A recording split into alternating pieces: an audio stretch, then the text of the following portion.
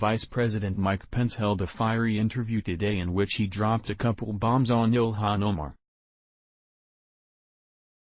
First, he said her comments, and, by implication, her herself, ought to be condemned by every American.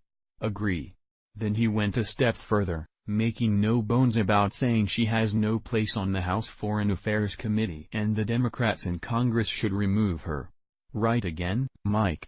See it here. At VP says that Ilhan Omar ought to be condemned by every American. Omar has no place on the House Foreign Affairs Committee and the Democratic leadership ought to remove her.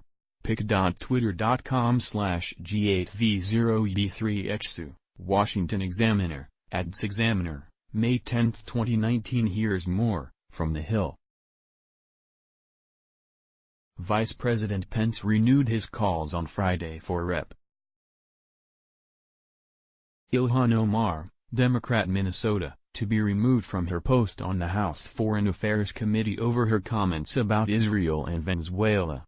Ilhan Omar has made statements, anti-Semitic comments against our most cherished ally, Israel, that ought to be rejected by every American, Pence said in an interview on Fox News.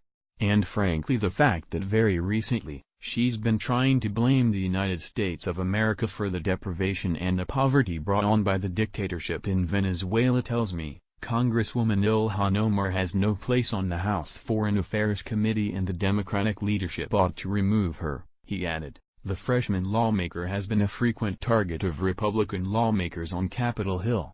Omar first sparked criticism earlier this year for making statements some viewed as being anti-Semitic in nature. In since deleted tweets, she suggested that U.S. support for Israel was the result of funds from pro-Israel lobbying groups and wrote that such donations pushed for allegiance to a foreign country. Critics widely condemned Omar's remarks, saying they played on anti-Semitic tropes. The Congresswoman later apologized for the comments, which prompted the House to pass a sweeping anti-hate measure. Anti-Semitism has no place in the United States Congress, much less the Foreign Affairs Committee, Pence said in February. Those who engage in anti-Semitic tropes should not just be denounced, they should face consequences for their words.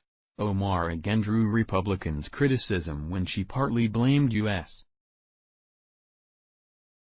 policies for the ongoing humanitarian crisis in Venezuela earlier this month.